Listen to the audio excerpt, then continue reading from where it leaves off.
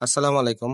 আজকে আমি যে মেডিসিনটি নিয়ে আপনাদের সামনে হাজির হয়েছি, সেটার নাম হলো সিটোরিপ ৯০ মিলিগ্রাম ট্যাবলেট, যার মধ্যে রয়েছে ইটোরোফস ৯০ মিলিগ্রাম। এটি একমি ল্যাবরেটরিজ লিমিটেডের একটি ঔষধ। এটি একটি ব্যথানাশক ওষুধ।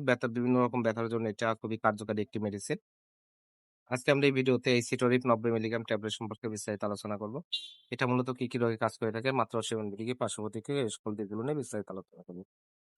তো প্রথমে আসুন দেখে নেওয়া যাক সিটোরিপ ৯০ মিলিগ্রাম ট্যাবলেট মূলত কি রোগে কাজ করে থাকে। এটি osteo arthritis, rheumatoid arthritis, acute gouty arthritis সহ বিভিন্ন রোগের বেদনা থেকে এবং জ্বালা-পোড়া উপশমনময় কাজ করে থাকে। এছাড়া পায়ের গোড়ালি ব্যথা, পায়ের পাতা ব্যথা, হাঁটুর জয়েন্টে ব্যথা, মাজার রগে ব্যথা, মাজাতে ব্যথা। এছাড়া হাতের কনুই কবজি ব্যথা, হাতের তালুতে ব্যথা, আঙ্গুলে ব্যথা, তারপর পিঠে ব্যথা, এই সকল ব্যথার জন্য এটা খুবই কার্যকরী একটি মেডিসিন হচ্ছে সিটোরিপ ৯০ মিলিগ্রাম ট্যাবলেট।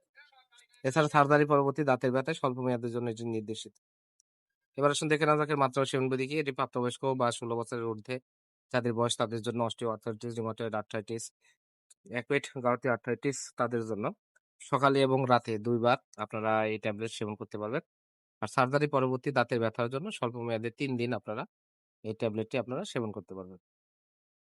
এবার আসুন দেখে নেওয়া যাক এর পার্শ্ব প্রতিক্রিয়া কি। এটি ব্যবহারে ফলে বমি ভাব, বমি, উচ্চ রক্তচাপ এ ধরনের সমস্যার সৃষ্টি করতে হবে। গর্ভাবস্থা এবং স্তন্যদানকালে এটি নির্দেশিত নয়। এটা নির্দেশিত সিটোরিপ ৯০ মিলিগ্রাম ট্যাবলেট ১৬ বছরের নিচে কৈশোরদের ক্ষেত্রে এটা ব্যবহার করতে পারবে না। সিটোরিপ ৯০ মিলিগ্রাম ট্যাবলেট প্রতিটির দাম ৳১২। আপনার হাতের কাছে যেকোনো ফার্মেসিতে এটি পেয়ে যাবেন।